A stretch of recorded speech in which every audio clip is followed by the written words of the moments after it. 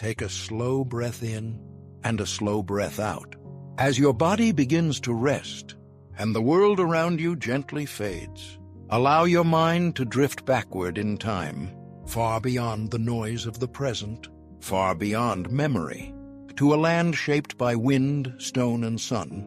Tonight we travel to ancient Africa, to the Horn of Africa, where mountains rise slowly from the earth, and where trade winds once carried the quiet footsteps of merchants, sailors, pilgrims, and kings.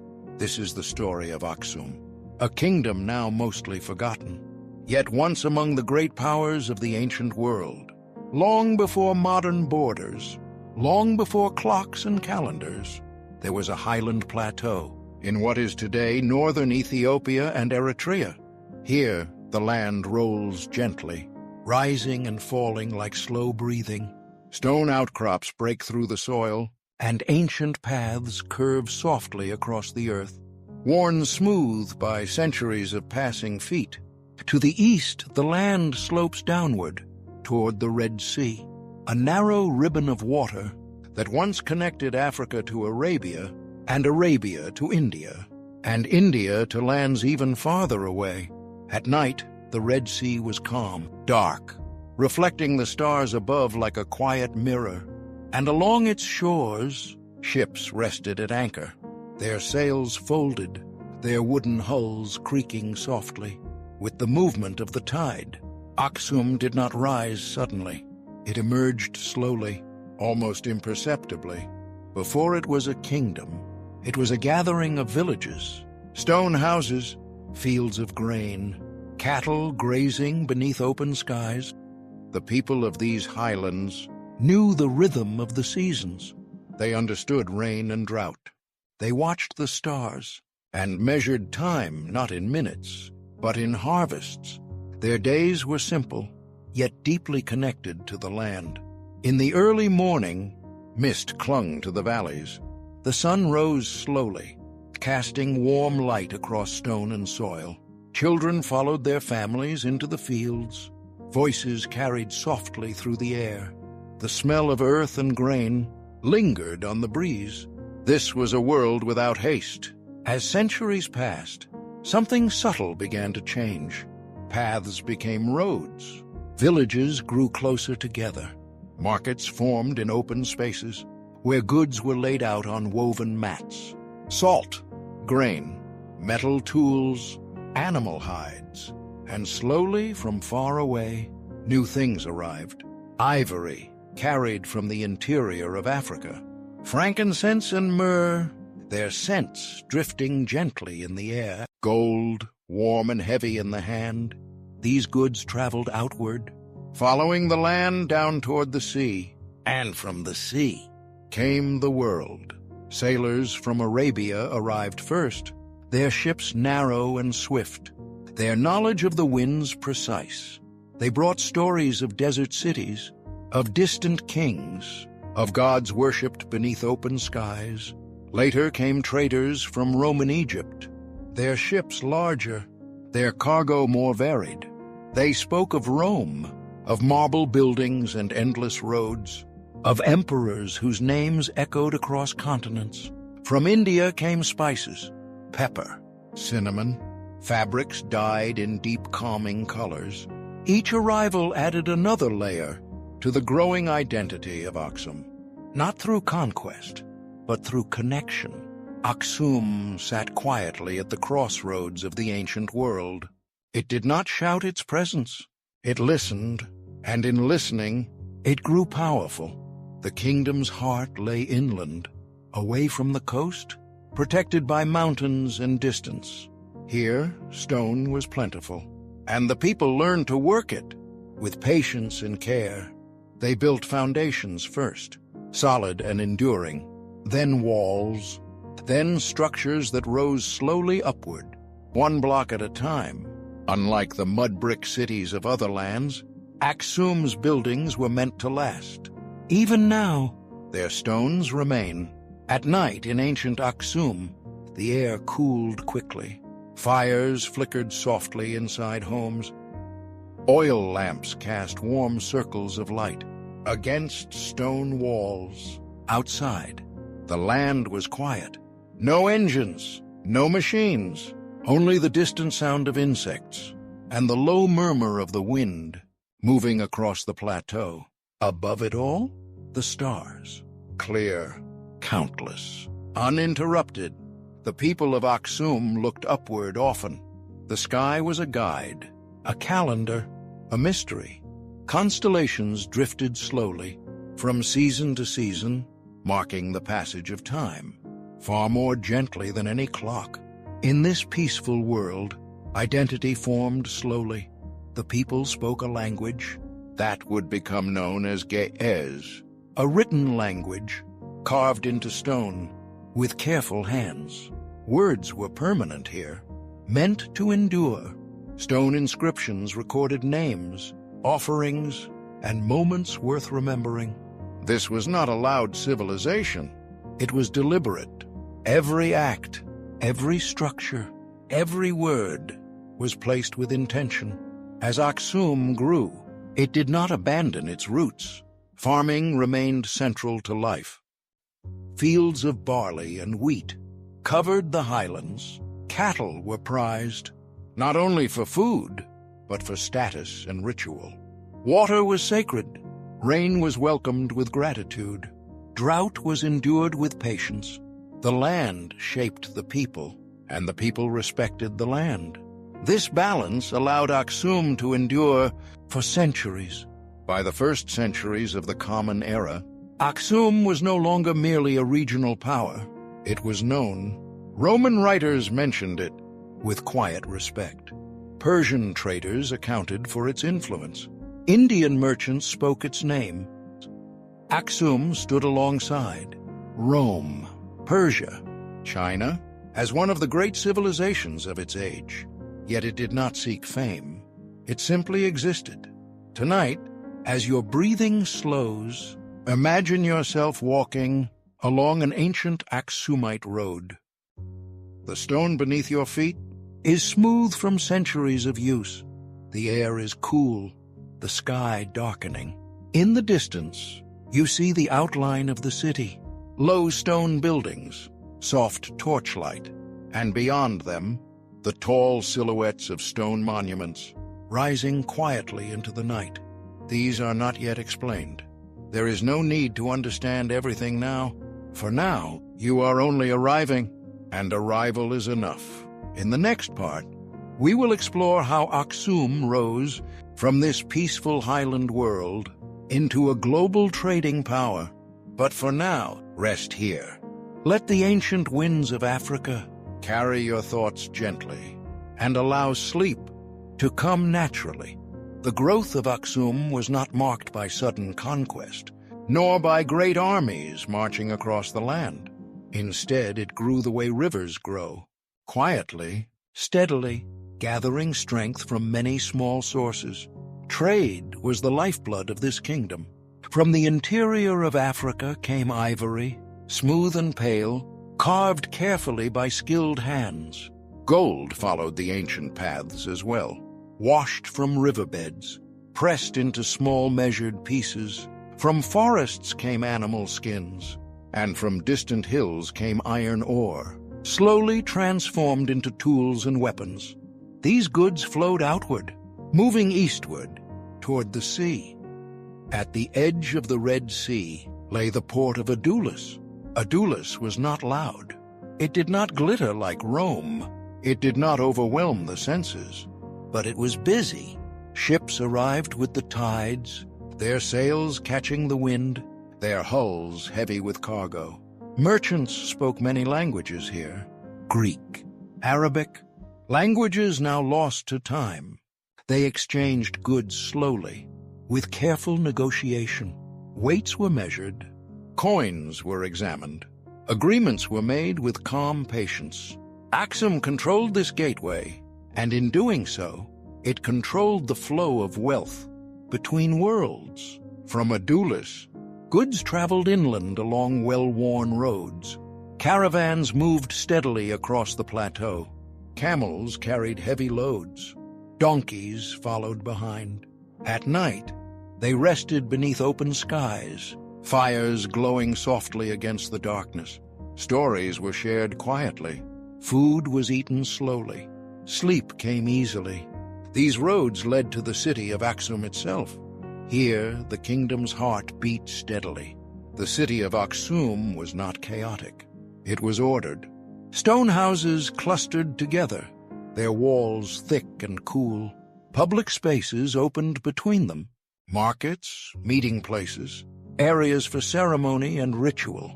At the center stood royal compounds, built of layered stone, their entrances aligned carefully with the land. Everything here suggested permanence. Aksum was not built for a generation.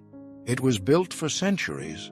One of the clearest signs of Aksum's growing power was its coinage. Unlike many African kingdoms of the time, Aksum minted its own coins: gold, silver, bronze.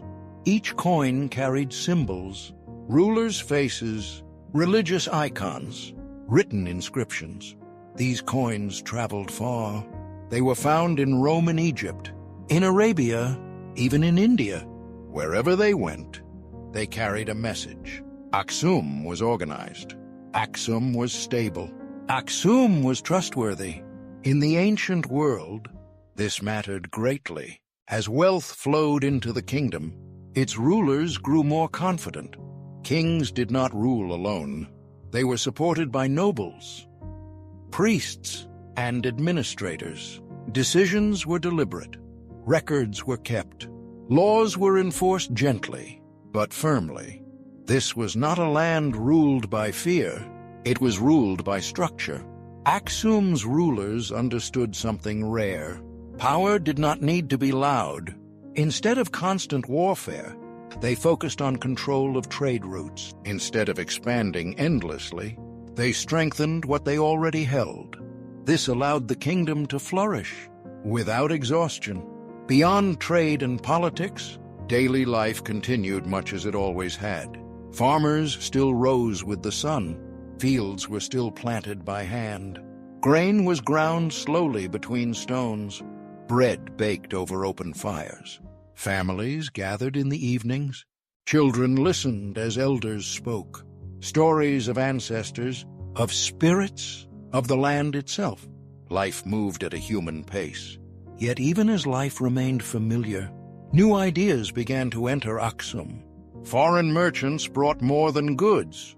They brought beliefs, stories of distant gods, new ways of understanding the universe. These ideas were not forced upon the people. They were shared, discussed, considered. Aksum was a kingdom that listened. High above the city, stone monuments began to rise. Tall, narrow structures carved from single blocks of stone. They are called stelae. Each one was shaped with care, etched to resemble multi-story buildings, complete with doors and windows carved into stone. They marked graves, honored kings, linked the living to the ancestors. Even in death, Aksum sought permanence. As centuries passed, Aksum's influence expanded across the Red Sea. The kingdom established control over parts of southern Arabia. This was not domination through destruction, but through administration. Local traditions were respected. Trade was protected. Order was maintained. Aksum became a bridge between Africa and Arabia. Roman writers of the time spoke of Aksum with admiration.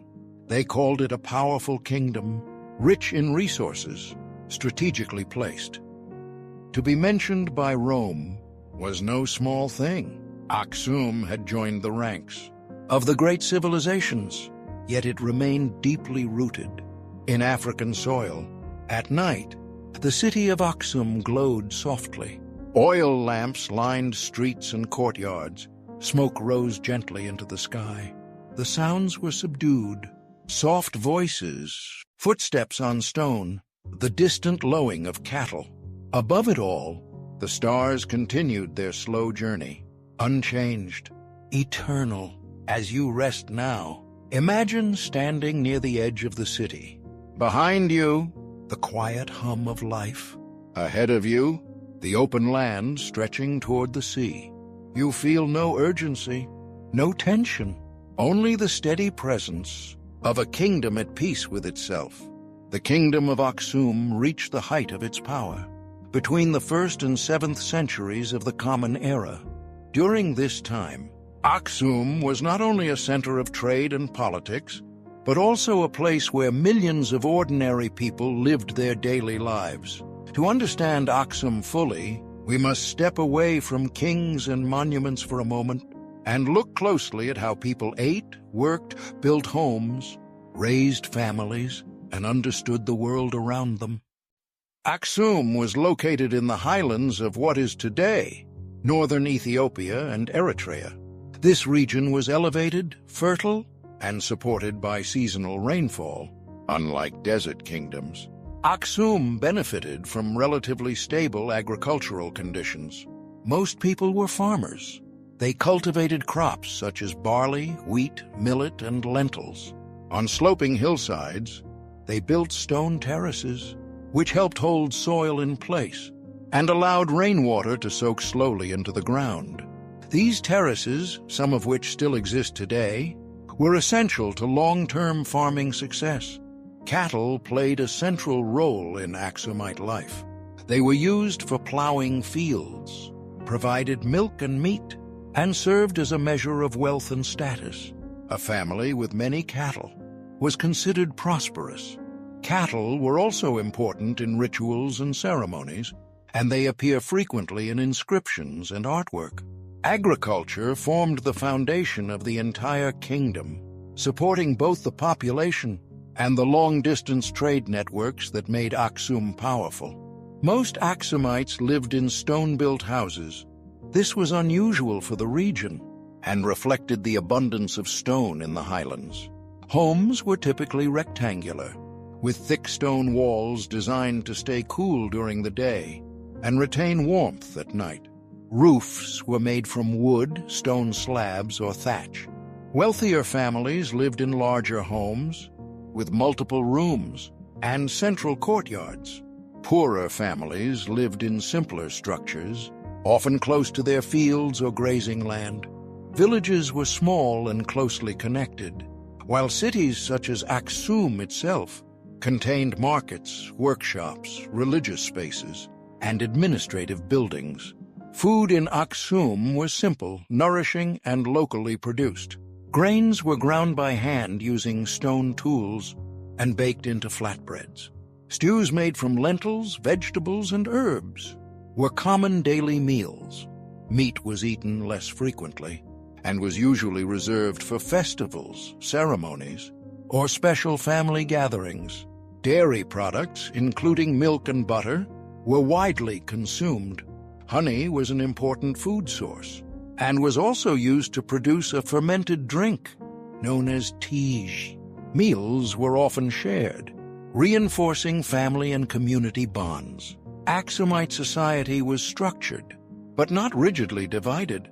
At the top stood the king, known by the title Negus. The king ruled with both political and religious authority. He was responsible for maintaining order, protecting trade routes, and ensuring prosperity for the kingdom. Below the king were nobles, regional governors, military leaders, and priests. Merchants held a respected position, reflecting the importance of trade. Farmers, artisans, and laborers made up the majority of the population. Enslaved individuals, often captured through warfare or trade, occupied the lowest social level. Despite these divisions, social mobility was possible, especially through trade, service, or royal favor. Aksum was known for skilled craftsmanship. Artisans worked with stone, metal, ivory, and clay. Stonemasons built homes, palaces, and monuments with remarkable precision. Metal workers produced tools, weapons, and decorative jewelry. Pottery was widely used in daily life and often decorated with simple geometric designs. Ivory carving was especially valued, and Aksumite ivory was traded across the Red Sea to Arabia, Egypt, and beyond. Craftsmanship supported both local life and international commerce. One of Aksum's most important achievements was the development of writing. The kingdom used the language known as Ge'ez. Ge'ez was written using a unique script that evolved over time. Early inscriptions were written from right to left, but later shifted to a left-to-right format. Writing was used to record royal achievements, religious dedications, trade agreements, and territorial claims.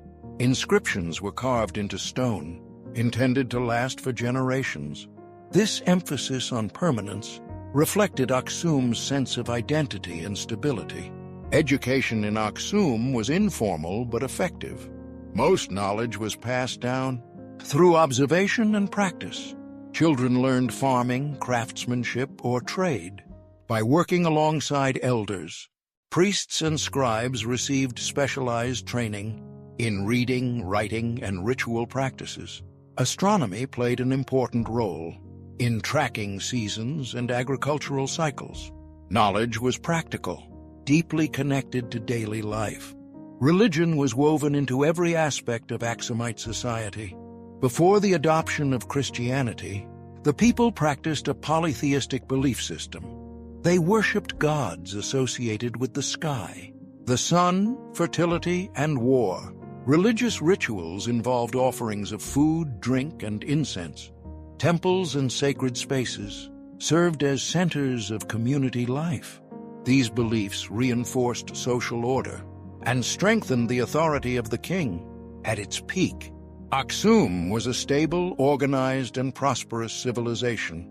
Its people lived lives shaped by routine, tradition, and connection. They worked the land, crafted goods with care, participated in regional and global trade, and passed their knowledge to future generations. In the next part, we will explore how Aksum's spiritual world changed forever with the arrival of Christianity, and how faith reshaped the kingdom's identity. By the early 4th century of the Common Era, the Kingdom of Aksum stood at a turning point. It was wealthy, internationally connected, and politically stable. Yet beneath the surface, deep changes were beginning to shape its future. These changes would not arrive through sudden invasion or dramatic collapse, but through belief, tradition, and slow shifts in the wider world. Before the arrival of Christianity, the people of Aksum practiced a polytheistic religion. They worshipped several gods, many associated with natural forces. They were gods of the sky, of the sun, of fertility, and of war. Religious life was closely tied to political power. The king ruled not only as a political leader, but also as a figure supported by divine favor. Temples were built from stone and served as centers for ritual, community gatherings, and the reinforcement of royal authority. Offerings of incense, food, and drink were made regularly, and religious festivals marked the passing of the seasons. Christianity reached Aksum gradually, traveling along the same trade routes that connected the kingdom to the Roman world. Merchants and travelers brought new religious ideas with them. According to long-held tradition, 2 young brothers from the eastern Mediterranean were shipwrecked on the Red Sea coast. One of them, named Frumentius, eventually gained influence at the Aksumite court. Through patience and quiet teaching, Christian beliefs spread among the elite. In the middle of the 4th century, King Ezana converted to Christianity. This decision changed the kingdom in lasting ways. Christian symbols began to appear on Aksumite coins, replacing earlier pagan imagery. Stone inscriptions shifted in language and meaning, now referring to a single god rather than many gods. Churches were built, and Christian clergy became important figures in society. Aksum became one of the earliest Christian states in the world. Alongside Armenia and the Roman Empire, Christianity in Aksum developed its own identity. Local traditions blended with new beliefs, creating a form of Christianity that was deeply rooted in African culture. This religious tradition would survive, long after Aksum's political power faded. During this period, the kingdom reached the height of its influence. Aksum controlled key trade routes and maintained connections with Byzantium, Persia, and Arabia. Its influence extended across the Red Sea into parts of southern Arabia, but strength brought strain. Maintaining distant territories required resources, organization, and constant attention. At the same time, global trade patterns began to shift. New powers rose in Arabia and the Near East, slowly redirecting commerce away from the Red Sea. Changes in climate likely affected agriculture, placing additional pressure on the kingdom's economy. By the 7th century, Aksum's influence had begun to decline.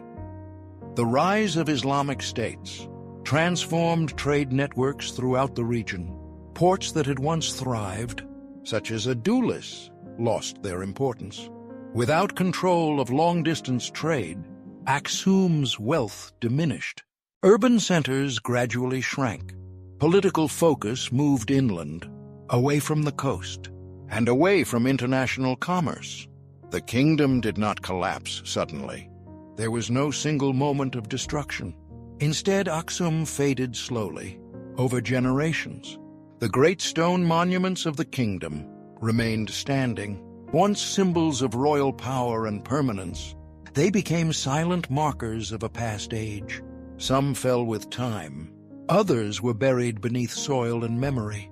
A few continued to stand, weathered but enduring. As written records grew fewer, oral tradition took their place. Stories passed from generation to generation. History blended with legend. One of the most enduring traditions associated with Aksum is the story of the Ark of the Covenant. According to Ethiopian tradition, the Ark was brought from Jerusalem to Aksum many centuries ago. It is said to be kept in a chapel near the ancient city, guarded by a single monk, who devotes his life to its protection. Whether understood as history or symbolism, this tradition reflects Aksum's lasting spiritual importance. Even after political decline, the city remained sacred. Although the Kingdom of Aksum disappeared as a political power, its legacy did not vanish. The Ethiopian Christian tradition endured, preserving ancient language, scripture, and ritual. The Ge'ez language continued to be used in religious texts and ceremonies. Stone building techniques, agricultural practices, and cultural memory continued across centuries. Modern Ethiopia traces part of its identity directly to Aksum. For centuries, Aksum was overlooked in global history, yet it stood alongside Rome, Persia, and China as one of the great civilizations of the ancient world. Its power came not from conquest alone, but from trade, organization, belief, and patience. Today, the stones of Aksum still stand. They do not speak loudly. They do not demand attention. They simply remain, and in their silence, they remind us that great civilizations do not always disappear in flames. Some fade gently, leaving behind faith, memory, and quiet endurance.